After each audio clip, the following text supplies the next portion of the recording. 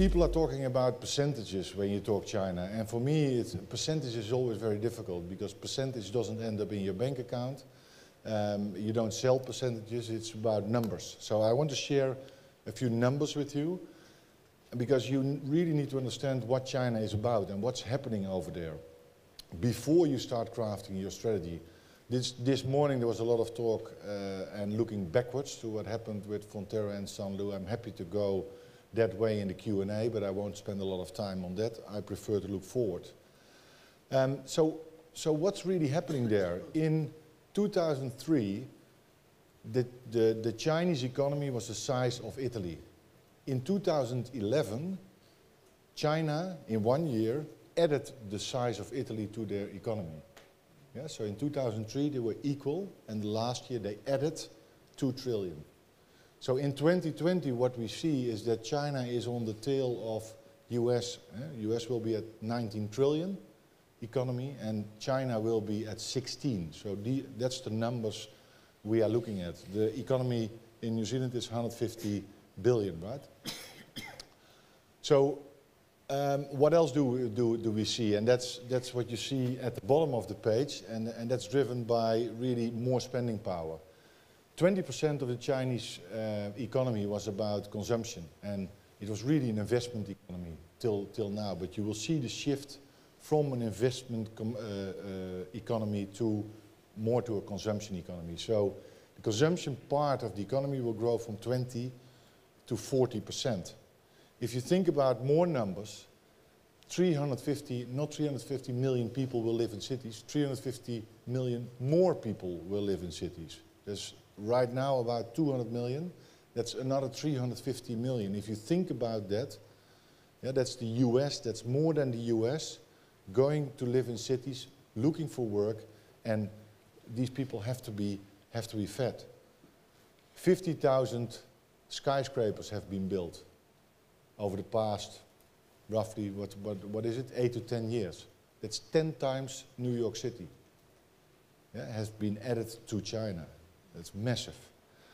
Yeah, the internet population, because people think there's a lot of limitations, and there are limitations in accessing internet, but there's 485 million people having access to internet. So when you think about new channels to market, e-commerce, yeah, China will be the biggest e-commerce business in a few years from now. When we go closer to our business, and we have spoken this morning about what happened in the past, but like I say, I want to look forward. My country has 16 million people.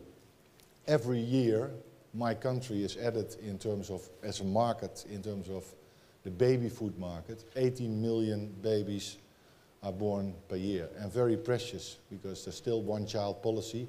Imagine if the one-child policy goes away, and it is already a little bit more liberal, but when it's freed up, then you will have population growth, you have, the economy is growing, consumption is growing, so it's really, the numbers are massive. And I'm not only talking for dairy, I think in general for fast-moving consumer goods and even luxury goods, there's a lot of opportunities when you look at these numbers. So our market will double in 5 years, yeah, and it will be the biggest dairy market by 2020 on the planet.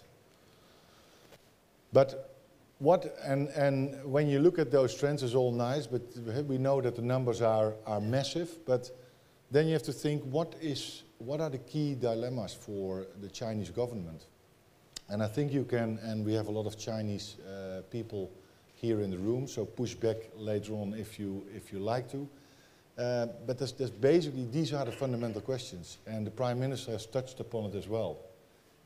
This is what it is. Can we feed our people? Because these massive trends of people moving to cities, protein is needed to grow human beings, to grow brains. So can we feed our people? Can we feed them safely with the whole history? And I think after what happened in the past, the quality standards of China are extremely high. I said 2 weeks ago in Hong Kong, because people were talking about food safety, I said, if the standards in India, for example, would be as high as in China, you would have a food issue every week or every 2 weeks. And there's not to blame things in India, but the standards in China are so high and everything what goes wrong is visible. Yeah, and can we do it locally? And that's where we are coming in, and we have to help the Chinese economy and the Chinese dairy sector. This is the strategy of Fonterra. It's very simplistic, but these 7 themes apply for the group, and they apply also for China. So each geography we go into, this is applying. So what does it say? On platform 1 and platform 6, that is the 2 milk pools. Our strategy, and the Prime Minister has touched upon it, before we did not have an integrated model. Now we have an integrated model end to end. We want to be sure that what we feed the people is safe. So we have 2 milk pools, the New Zealand milk pool and the Chinese milk pool. So platform 1 is on our trade agreement, where we are very privileged with that we have 85% of imports into China come from New Zealand. That's 4 billion liters of milk. That's 1 in 5 liters produced in New Zealand goes to China at this moment, 1 in 5. But if we don't go to platform 6 and we are not serious about investing in China, in feeding the people, then platform 1, our export model is not sustainable, or we will be blocked at a certain point in time. So we have to do both. So we are developing the Chinese milk pool as well. And then platform 2, 3, 4, and 5 is really going up the value curve. And the Prime Minister has really taken a lot of my words of my speech, but we have to be in platform 2, everyday nutrition under the anchor flag. Yeah, we want to be a star performer in food service. 50% of dairy consumption in the big cities is out of home. Yeah? In quick service restaurants, fast food, bakeries, 50% is consumed out of home. 50% in-home. When you compare that to New Zealand or Europe, it's 20% out of home, 80%. So we want to be in-home, out of home. And we want to have nutrition for vulnerable groups. Yeah? And lean for the aging population, because that's an issue with the one-child policy. And we want to feed babies, the 80 million babies per year safely, with our own brand and mum, and with our ingredients to all other baby food players. So that's our strategy, and that's where we are going. So what does it look like? I'm not going to go into the blue boxes. You can read them for yourself, but this is the footprint of Fonterra right now, and that will expand pretty fast. So what you see on the map, and I think it's not easy to read, but the light blue dots are our farms. You see that's all around Beijing. We definitely have plans to move with a farm hub closer to Shanghai market as well. And the Pengxing Group, which has been spoken about this morning, investing in New Zealand, I have a very good relation because they are a shareholder of Fonterra right now. So we are talking with them to invest in China, in Anhui province, which is about 2 hours drive from Shanghai. That's where we want to look with them, can we develop a farm hub? So we want farm hubs close to the big cities.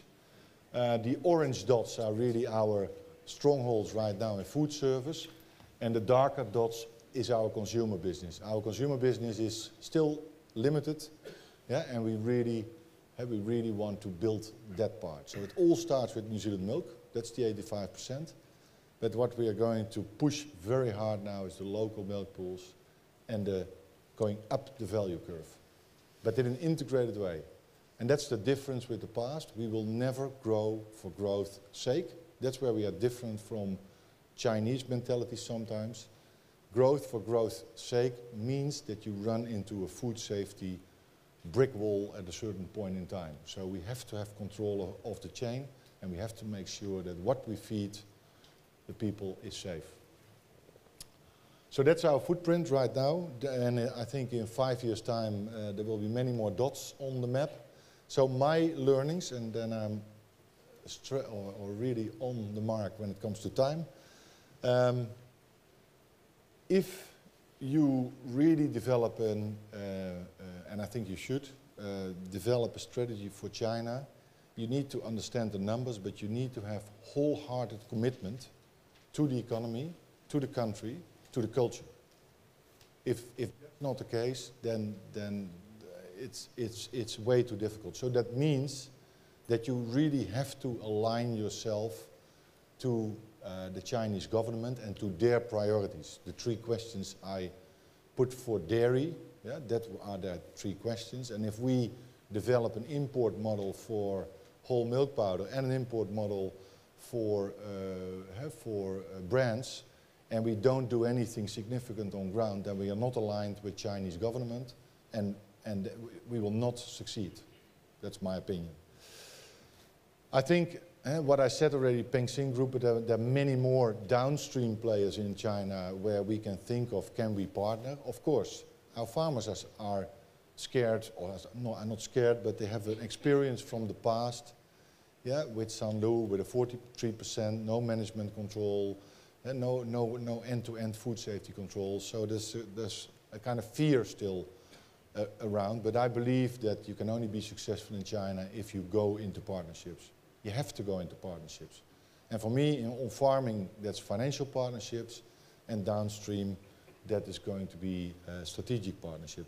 But you need to be very clear, like when you get married, you have to sign your marriage certificate, and that tells you how you're going to live together, right? And you need to do the same when you partner with joint venture partners. You have to be very clear from day one who does what. Yeah, and in my opinion, Fonterra and the Chinese people accepted that we are good at supplying food and safe food. So we need to have control of the chain. We need to have management control end-to-end of quality. And nobody's debating that. But it has to be clear from day one. Don't go into partnerships with open ends.